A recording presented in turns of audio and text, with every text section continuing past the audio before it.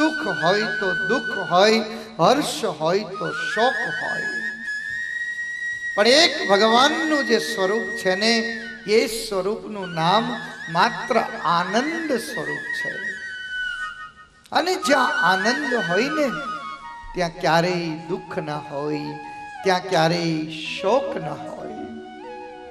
આજ નંદ બાબા જે કોઈ આવે છે ને બસ પોતાના આંગણે આવેલા તમામ લોકોનું ધ્યાન રાખે છે. તમામ લોકોને ઘરના પટારાઓ ખોલી ખોલી અને આજ જે કાંઈ છે ને એને આપી રહ્યા છે. હવે તો એવું બન્યું કે ભગવાન પધાર્યા. મેં આપને કહ્યું હતું ને કે એક ઠાકોરજી પધારે ને એટલે ઠાકોરજીની પાછળ પાછળ દુનિયાના તમામ સુખો આવે. આજ મારો ને તમારો સ્વભાવ પદાર્થમાં ક્યાંક સુખને શોધી રહ્યો છે. આપણે સૌ પદાર્થમાં સુખને શોધી રહ્યા છીએ. ક્યાંક પૈસામાં, ક્યાંક સંપત્તિમાં, ક્યાંક પરિવારમાં. પણ આજ ભાગવતજી કહી રહ્યા છે કે જે દિવસથી ભગવાન કૃષ્ણ પધાર્યા ને ત્યારથી ભાગવતજીએ લખ્યું કે તતઃ આરભ્ય નંદસ્ય વ્રજ સર્વ સમૃદ્ધિમાં, કે જ્યારથી ભગવાન પધાર્યા છે ને ત્યારથી વ્રજ જે છે ને એ ભગવાનને રમવા માટેનું મેદાન બની ગયું છે. અને ભગવાનને રમવા માટેનું મેદાન જો બને ને તો લક્ષ્મીજી દોડતા દોડતા આવે.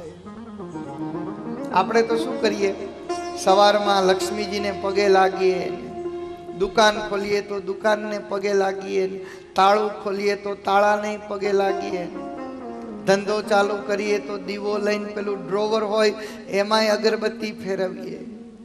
પણ આજ ભાગવતજી સમજાવવા જઈ રહ્યા છે કે માત્ર લક્ષ્મીની પૂજાથી લક્ષ્મી નહીં મળે. એકવાર નારાયણને જીવનમાં લઈ આવો, લક્ષ્મીજી દોડતા દોડતા આવશે. આજ મારી અને તમારી જે ભક્તિ છે, મારી અને તમારી જે માનતા છે, મારી અને તમારી પૂજા છે ને એ માત્ર લક્ષ્મીની છે. અને એટલે જ તમે જુઓ ને લોકો વૈભવ લક્ષ્મીના વ્રત કરે. પણ આજ ભાગવતજી કહે છે કે લક્ષ્મીનું વ્રત કરતા પહેલા નારાયણનું વ્રત કરજો, નારાયણને હૃદયમાં ઉતારજો. લક્ષ્મીજી શોધતા શોધતા તમારા ઘરે આવી જશે.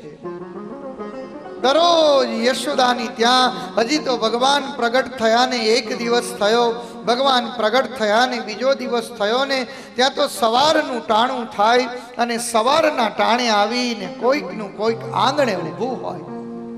એક ગોપી જાય ત્યાં બીજી ગોપી આવે, બીજી જાય ત્યાં ત્રીજી આવે, ત્રીજી જાય ત્યાં ચોથી આવે અને ટોળે ટોળા ગોપીઓને આવે. લાવને ઘડીક મને ભગવાનને દેને. ભગવાનને લઈને પોતાની છાતીએ લગાવે, ભગવાનના દર્શન કરે. અદ્ભુત ભગવાનનું સ્વરૂપ છે. તમે ક્યારેય મોરપીંછને જોયું છે? દૂરથી નહીં, મોરપીંછ હોય ને એને આમ હાથમાં લઈ અને પછી એના એક એક કલરને તમે જોજો. અદ્ભુત કલરો ભગવાને પૂર્યા છે.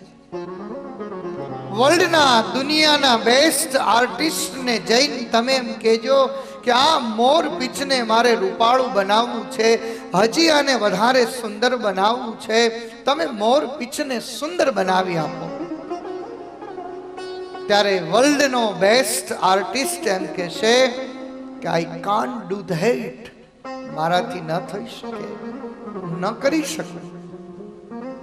આ સ્વયં રૂપાળું છે, સ્વયં બ્યુટીફુલ છે. પણ એ મોરપીંછને લઈને કોઈક સંતને આપજો, ત્યારે એ સંત મોરપીંછને લઈ અને મારા કનૈયાના મુગટમાં મૂકી દેશે ને એ મોરપીંછ રૂપાળું બની જશે. આજ જે સૃષ્ટિને બનાવવા વાળો પ્રભુ, મોરપીંછને બનાવવા વાળો પ્રભુ, આપણા નાના નાના સુંદર બાળકોને બનાવનારો પ્રભુ, મને ને તમને સુંદરતા અને સુખને આપનારો પ્રભુ જ્યારે નાનકડું બાળક બનીને આવ્યો હશે એ કેટલો સુંદર હશે. સવાર પડે કોઈક યશોદાના ઘરમાં આવે, હજી તો વલોણું ચાલુ હોય ને ત્યાં તો કોક છાસ માગવાના બાને કનૈયાના દર્શન કરવા આવે. આપણા ગામડાઓમાં રિવાજ હોય ને કે જેના ઘરે દૂજાણું ન હોય ને એ છાશ લેવા આવે. હવે તો બધું ડેરીએ દઈ દઈએ છીએ ને આપણે કે રાખો છો. અને પહેલાના જમાનામાં છાશ વલોણું કરતા ને પછી છાશમાં પાછા 3 પ્રકાર હોય. આ નાના બહેનોને દીકરીઓને નહીં ખબર હોય પણ આ ડોશીમાઓને પૂછજો. 3 પ્રકારની છાશ હોય. એક છાશ આપુડી, એક બાપુડી અને એક જગુડી. આ 3 પ્રકારની છાશ હોય. આ માખણના ફોદાવાળી પોતાના નાના નાના છોકરાઓ માટે પોતાના પતિ માટે એક બોઘરું ભરીને મૂકી રાખ્યું હોય ને એ આપુડી કહેવાય. પછી એમાં થોડું ઘણું પેલા છાશના વાસણો બધા ધોઈને પાણી હોય એ બધું એમાં ભેગું કરીને નાખે. એ છાશનું નામ બાપુડી કહેવાય.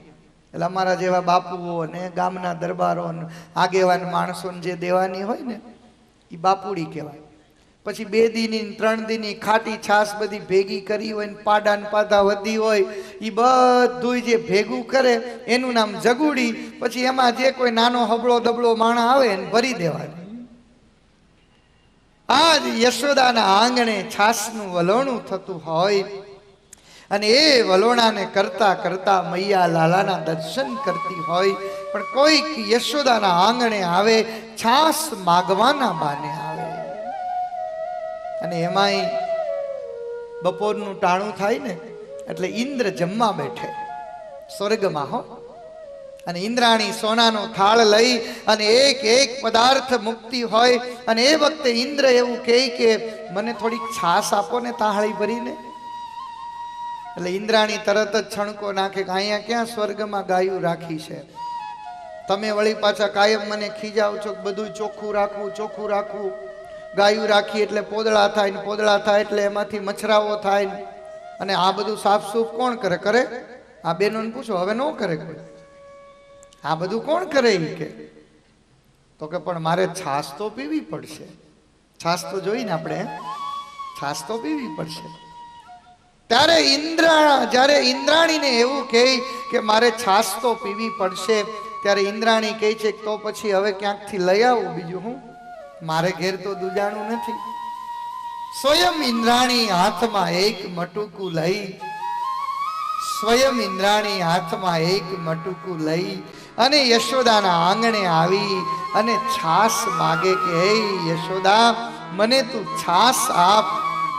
અને આપણી ત્યાં ગામડામાં રિવાજ છે કે જેના ઘરે છાશ લેવા જાય ને એની ત્યાં છાશ બનવાની થોડીક વાર હોય તો આપણે એનું ઘરકામ જે હોય ને એમાં મદદ કરવાની હોય. આ એક નક્કી કરેલી વસ્તુ હોય.